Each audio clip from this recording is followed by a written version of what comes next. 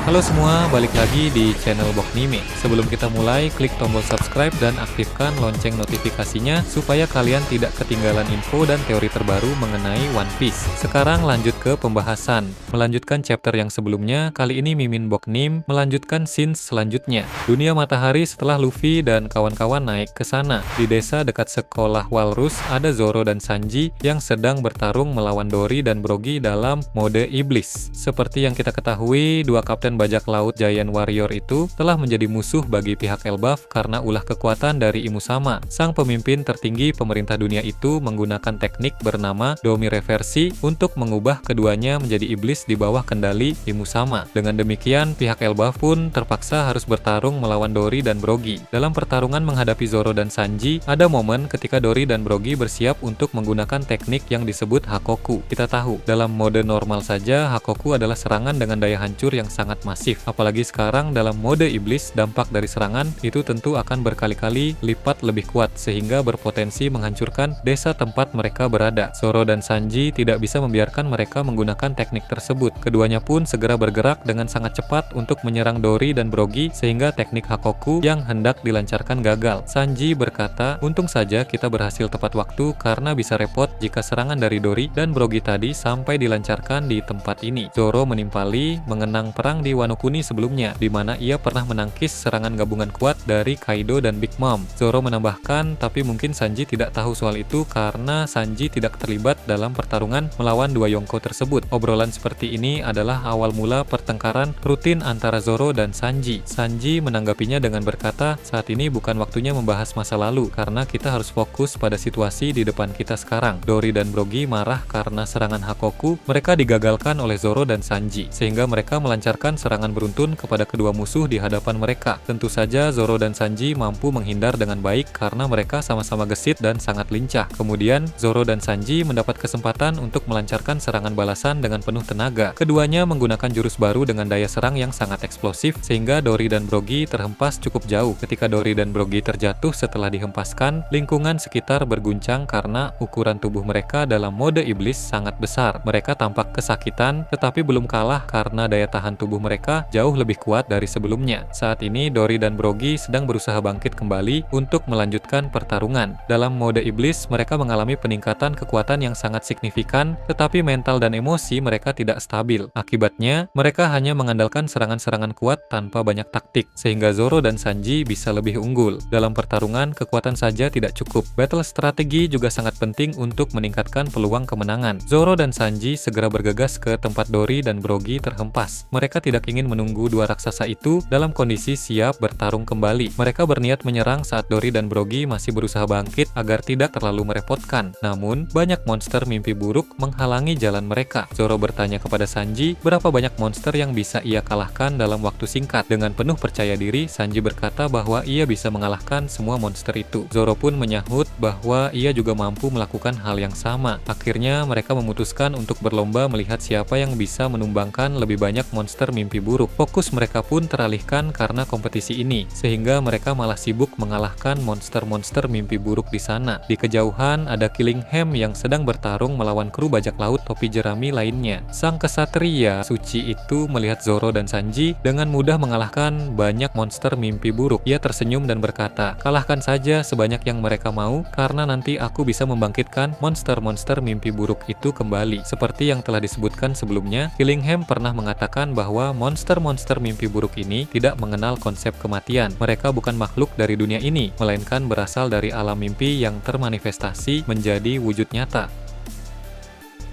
Oleh karena itu, Killingham bisa membangkitkan mereka kapan saja, meskipun monster-monster itu telah dikalahkan dan dihancurkan. Kekuatan Killingham ini benar-benar luar biasa. Jika Imusama tidak merasuki tubuh Gunko, Killingham mungkin adalah yang paling merepotkan di antara tiga kesatria suci yang datang ke Pulau Elbaf. Namun, karena Imusama kini merasuki tubuh Gunko, Gunko yang dirasuki itulah yang menjadi ancaman terbesar di sana. Berpindah ke tempat lain yang jauh dari sana, Pulau Sphinx diperlihatkan kembali. Marco kedatangan tamu dari mantan kru bajak laut laut Shirohige lainnya. Ternyata dalam perang pembalasan melawan Kurohige dulu, banyak komandan Shirohige yang kehilangan nyawa. Sekarang jumlah komandan Shirohige yang masih hidup tidak sampai 10 orang. Sebagai pengingat, perang pembalasan melawan Kurohige terjadi setelah perang Marineford selesai. Kru Shirohige yang dipimpin Marco ingin membalas dendam kepada bajak laut Kurohige. Mereka bentrok di suatu pulau dan pada akhirnya bajak laut Kurohige keluar sebagai pemenang. Setelah momen itu, Kurohige mulai diakui sebagai Yonko, menggantikan Shirohige yang telah tewas di perang Marineford. Ternyata dalam pertempuran itu bajak laut Kurohige tidak hanya mengalahkan kru Shirohige, tetapi beberapa kru juga terbunuh. Namun komandan terkuat seperti Vista dan Jozu berhasil bertahan hidup. Di sini terlihat bahwa mereka berdua mendatangi Marco yang sedang berada di Pulau Sphinx. Mereka berbincang tentang banyak hal, dimulai dari perang Wano yang merenggut nyawa Izo. Mereka sedih dengan kabar kematiannya, tetapi juga merasa lega karena Izo mati sebagai samurai pemberani yang melindungi negerinya dalam sebuah perang. Bagi seorang samurai, kematian seperti itu sangat membanggakan, apalagi musuh yang dihadapi adalah Yonko Kaido, sosok yang diakui sebagai makhluk terkuat. Kemudian Marco menceritakan tentang Edward Weevil yang melindungi Pulau Sphinx saat Marco berada di Wano untuk membantu Luffy dan kawan-kawan. Jozu, Vista, dan yang lain terkejut mendengar hal itu karena Weevil ternyata melakukan tindakan heroik seperti itu. Namun setelah beberapa saat, Angkatan Laut memanggil Laksamana Ryokugyu. Ryokugyu datang ke Pulau Sphinx dan langsung mengalahkan Weevil di sana. Akibatnya Weevil ditangkap dan dijebloskan ke penjara Impel Down level 6. Mereka lalu mulai bertanya-tanya apakah Weevil benar-benar anak kandung Shirohige atau bukan. Marco mengatakan bahwa ibunya sangat yakin Weevil adalah anak Shirohige. Namun Marco sendiri tidak bisa memastikannya. Berdasarkan fisik Edward Weevil yang sangat berbeda dari Shirohige, Weevil sepertinya bukan anak kandung Shirohige, melainkan klon dari Shirohige. Ini mirip dengan Stussy yang merupakan klon sempurna dari Miss Bakin. Bedanya, Weevil adalah klon Shirohige yang gagal, sehingga secara fisik sangat berbeda. Vista kemudian membicarakan sesuatu yang menarik. Ia mengatakan bahwa dalam perjalanan ke Pulau Sphinx, ia menerima kabar dari seorang kenalan bahwa sedang terjadi perang besar antara bajak laut Akagami melawan bajak laut Kurohige di markas Kurohige di Pulau Hachinosu. Bahkan Angkatan Laut juga terlibat dalam pertempuran itu. Kabar ini membuat Marco sangat terkejut. Marco berkata bahwa ia sangat berharap bajak laut Akagami yang menang. Para mantan komandan Shirohige lainnya juga berharap hal yang sama. Vista menambahkan bahwa meskipun ada seseorang yang tidak ia sukai di pihak Akagami, ia tetap berharap mereka menang. Orang yang dimaksud kemungkinan besar adalah Yasop. Ada masalah di antara mereka berdua di masa lalu. Meskipun tidak dijelaskan secara detail, permasalahan antara Yasop dan Vista ini sangat menarik untuk diketahui. Beralih ke Pulau Hachinosu, diperlihatkan Yasop dan Likiru sedang bertarung melawan Van Augur dan Vasco Shoot. Sebelumnya mereka sudah bertarung dan Yasop serta Likiru berhasil menang. Namun Doku, dokter bajak laut Kurohige, melakukan sesuatu yang misterius sehingga Van Augur dan Vasco Shoot pulih secara instan. Dalam pertarungan kali ini terjadi baku tembak epik antara Yasop dan Van Augur. Yasop tetap unggul karena Kenbunshoku hakinya sangat hebat. Sementara itu Likiru dan Vasco Shoot juga beradu serangan fisik. Pukulan keduanya dilapisi Busoshoku haki yang sangat kuat.